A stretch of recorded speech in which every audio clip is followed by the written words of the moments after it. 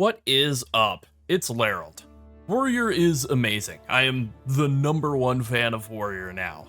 This was by far the most fun and easiest campaign run that I've had so far in PoE. That's the sales pitch. I blasted the campaign like I didn't even think was possible. I think I might have blasted the campaign harder on this character, this fresh start, league start character, than I have on like very twinked out characters before deep into leagues. So I just finished a campaign and ran one entire map, and my plan for the warrior build has changed somewhat. I'm sure there are people who are starting like the league late this morning or are struggling with what to play, or I mean, whatever, it doesn't matter, right? I just wanted to put out a quick update to the build because I'm having so much fun stomping all over monsters and bosses. So let's get into it, but first, be sure to subscribe to the channel if you haven't already. Join our Discord as well. We're closing in on 1,000 members, and that's a big milestone we're really looking forward to hitting. All right, so I have a couple of things I wanted to talk about here. One, I want to do like a little bit of a tutorial on sprinting. I'll throw that in at the end for people who have already figured that out. I also wanted to just briefly mention my thoughts on the patch. It's really, really good. I like Act 4 a lot. I'll do more of a video on Act 4 that's full of spoilers. No spoilers here.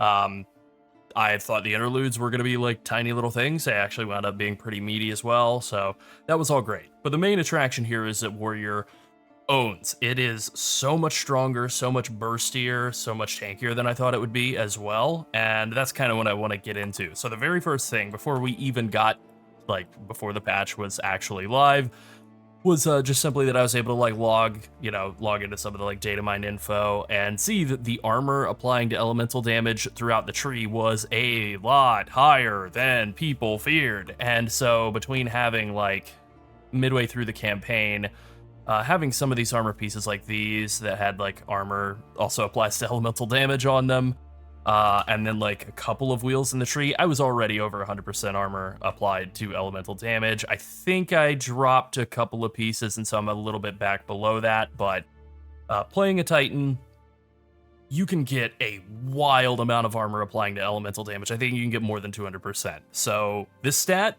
not dead on arrival.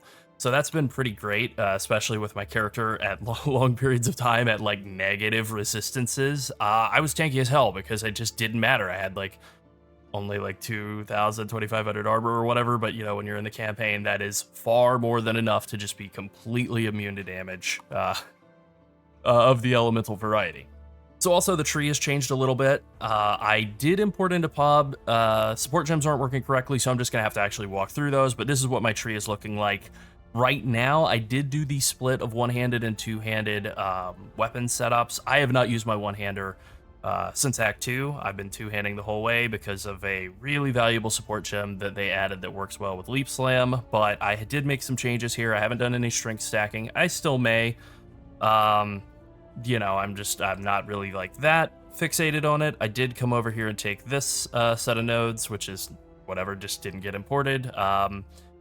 But yeah, I'm taking advantage of fully broken armor. I am using Leap Slam to basically heavy stun enemies like crazy, and then I am using a couple of combinations here. I'm using Shattering Blow, which breaks 50% of armor when you heavy stun an enemy, along with like these bonuses that break significantly more armor and give you a chance to defend with double armor, which is actually pretty good for your Fizz taken or armor applying to elemental damage. Like, I think that works pretty well. You know, seems pretty good. I found myself to be quite a lot tankier once I took this point. But these different nodes that give you a lot of extra armor break do apply to Shattering Blow. So as soon as I heavy stun an enemy, they have no armor anymore. They're toast. And I am then using that along with Molten Swan's Gift and a couple of other skills to just do this like insane burst combo that kills everything when it hits it. And so that combo, like normally when I'm in maps, I'm just like leap slamming around like an idiot and everything's dying. But when I am on like a rare or a boss, I will throw down a Forge Hammer, hit it with an Infernal Cry so it'll explode, drop a Hammer of the Gods, and then do Rolling Slam onto it to make it like, if there is any chance for them to still be alive, I'll throw some Rolling Slams in. And the reason for that is Leap Slam has this built-in component where it consumes fully broken armor in order to cause more stun buildup, and that's obviously bad if you're trying to take advantage of fully broken armor applying to fire damage taken from hits as well as physical damage taken from hits with Molten's One's gift. And then I'm getting a lot of extra effect of fully broken armor too out of these small passives, and then obviously that notable, and I think I was going to come over here and take Pylon as well. That was kind of a plan. So I'm getting a lot of extra damage out of that fully broken armor, and that's applying to the Hammer of the Gods hit, and the Infernal Cry, and all of the damage coming out of the, what are these called? Fissures on the ground that come from the Forge Hammer. So as it turns out, Forge Hammer, the thing I was super excited to play around with and try and use as like my main clear skill, just running around throwing a hammer, the attack speed is wildly slow. Now that's okay, it hits like a bus. It hits so hard, but it is very much a rare finishing skill rather than a like primary clear skill. The attack speed is just too slow. And so that's how I've used it. I've just been leap slamming around, and like leap slam on its own is enough to kill guys. And the reason for that, now I can get into the gems here, is Crater. This is a new support gem. You'll be able to pick this up in Act 2. I think you get leap slam at like level 22, and that's basically the same time you would get Crater. What this does is this creates 3 fissures when you land. Fissures like explode whenever you do slams on them, and these fissures do like a third of a default attack. But the thing is, you know, you're able to like leap slam and spawn them, and then also leap slam and trigger them, and leap slam and trigger them, and so on. Aftershocks also will trigger the fissures, so you can get a ton of aftershock chance, just, you know, partially by being a Titan. Right now, I haven't even done my 3rd Ascendancy. I'm just straight into hulking form. I took Earthbreaker as my first 2 points. That's probably going to be my next 2 points, although maybe it's Mysterious Lineage. You know, it's going to be some combination of those two.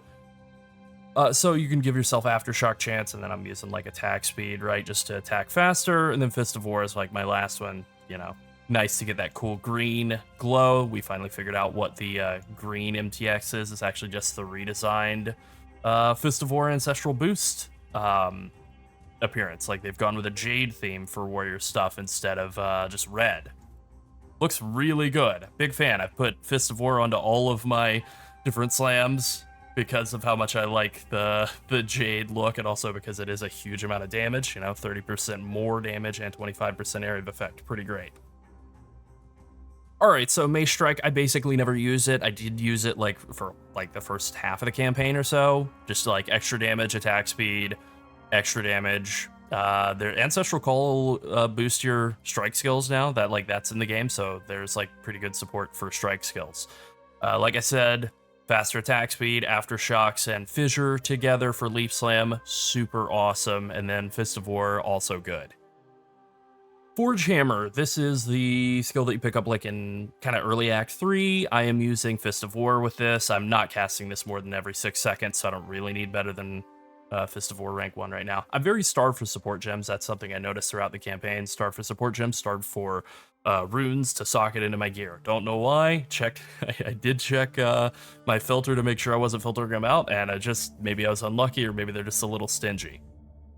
So Forge Hammer, just trying to max the damage out of it. Fist of War, again, Fire Attunement, Elemental Armament. It does a lot of Fizz converted into elemental damage. I think it's like 30% on the initial hit, but then 100% on the secondary hit. So we want to do everything we can scale that up.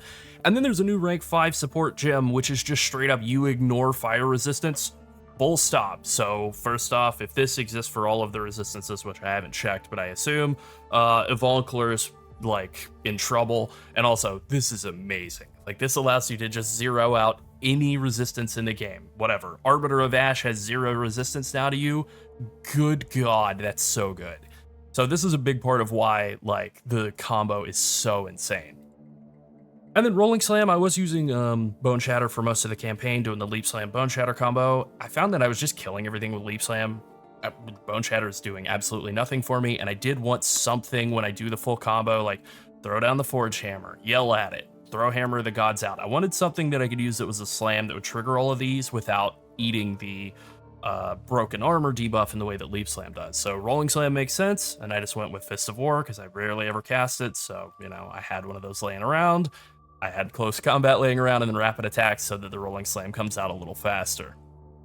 Infernal Cry, I'm using Raging Cry and Tireless probably should use a third support, but I can't find, I haven't found enough gems.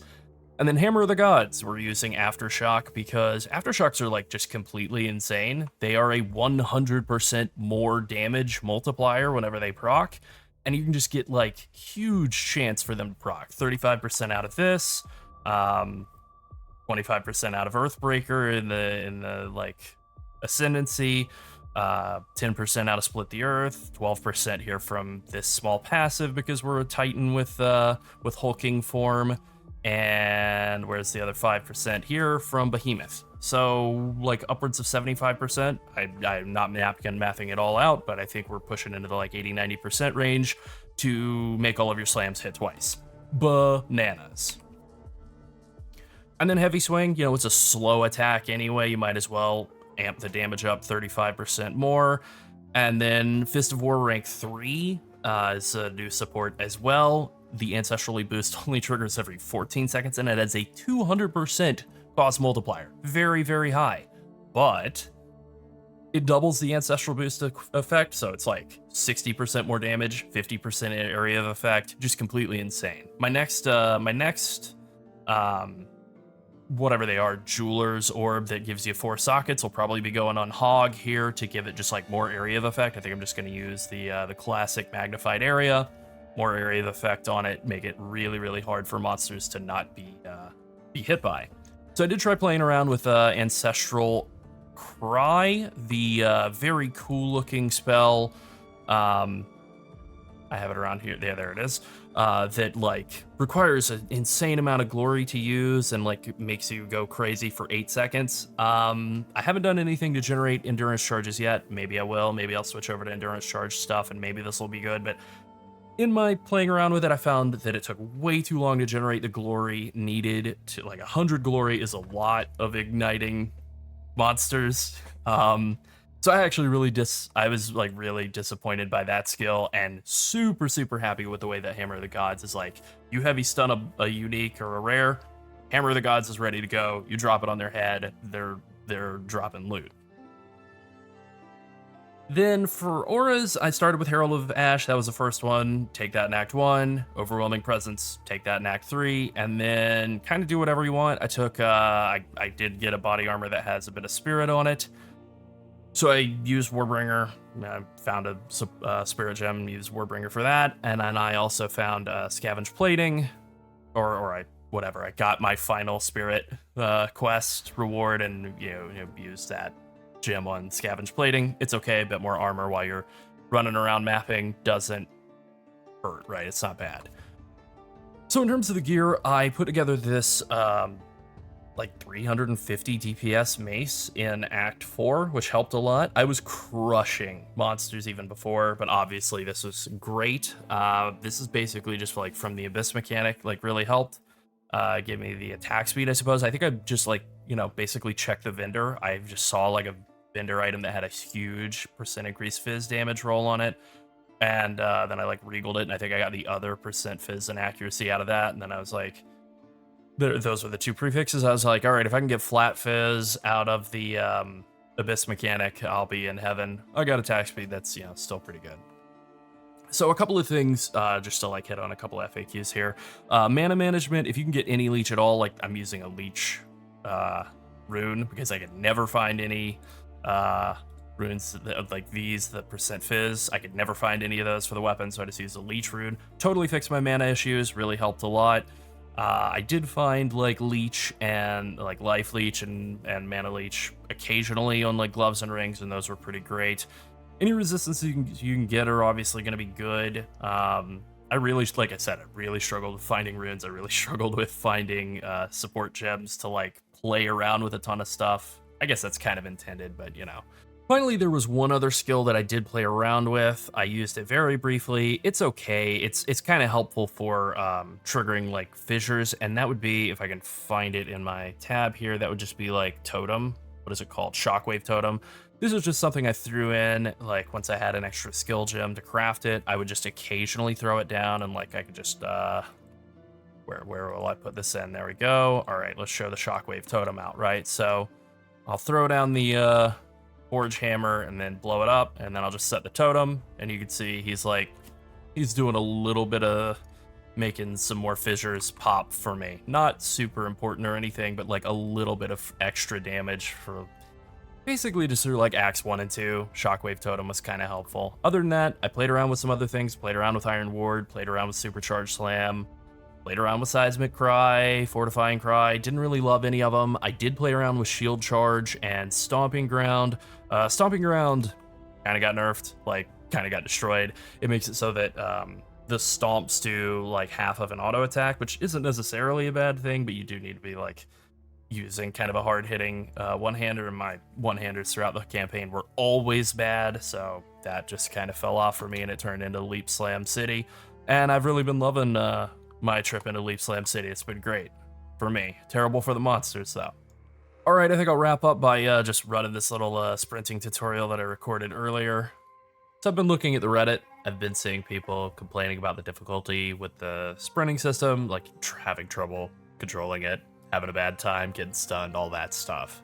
But I just wanted to give like a little bit of a whatever, instead of just like get good, like here's a little bit of a tutorial on kind of some of the things that I've found in playing with it. First off, there is a setting for toggling, like locking, like holding down the keybind.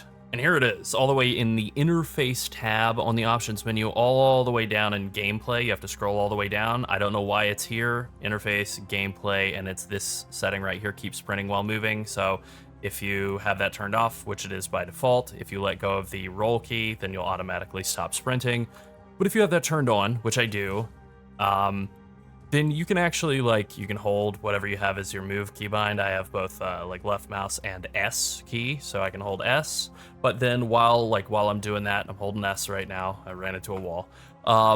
You can then like re-hold the roll button and like basically swap back and forth. Like I'm holding S, now I'm holding roll keybind, which is on my mouse. Now I'm holding S. I'm just bouncing back and forth.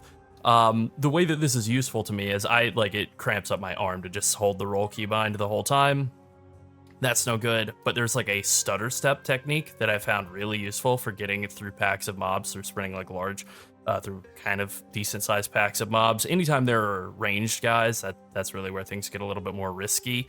I have a tendency to get like off-screened by ranged guys, but the stutter step technique is basically like to be holding on that dodge roll keybind and then just like let it go for just like about a quarter of a second, about a third of a second. If you do it too quickly, you'll just continue sprinting, or you might spam roll if you do it a little wrong. But basically it's to just like very slightly let up until you just see your character start to stop running and then roll again. And so this has been like super helpful for me for getting through packs of enemies. And for changing directions. Like, let's say I want to change directions, no problem. As you can see, I'm just like stunting on these fools. They never stood a chance.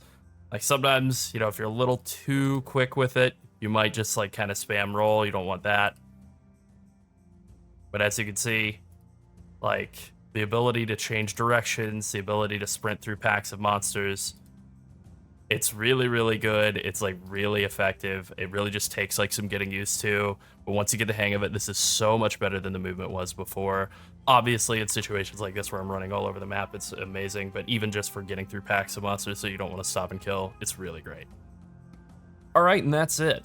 That's Warrior. It is so good. I am loving it. In terms of the playstyle that I'm going for in maps, I'm definitely going to like continue to iterate upon this over the next couple of days, but the playstyle I'm going for is hunt rares, annihilate them, do all the rituals I can find, do all the abysses I can find, and then get out. I found 2 divines in the campaign, one from an abyss and one from some like box next to an abyss, so this has been very good to me already. Yeah, definitely like the league mechanic, definitely loving the league, having a great time. Hope this helps. Definitely do play this build. Can't recommend it highly enough. Be sure to like and subscribe if you enjoyed the video, and join the Skipping Sleep Studio Discord so you can say hello to me in Sunset if you haven't already. And finally, thank you to all of our channel members. If you want to support us so we can keep making more PoE content, become a channel member as well. Thanks for watching.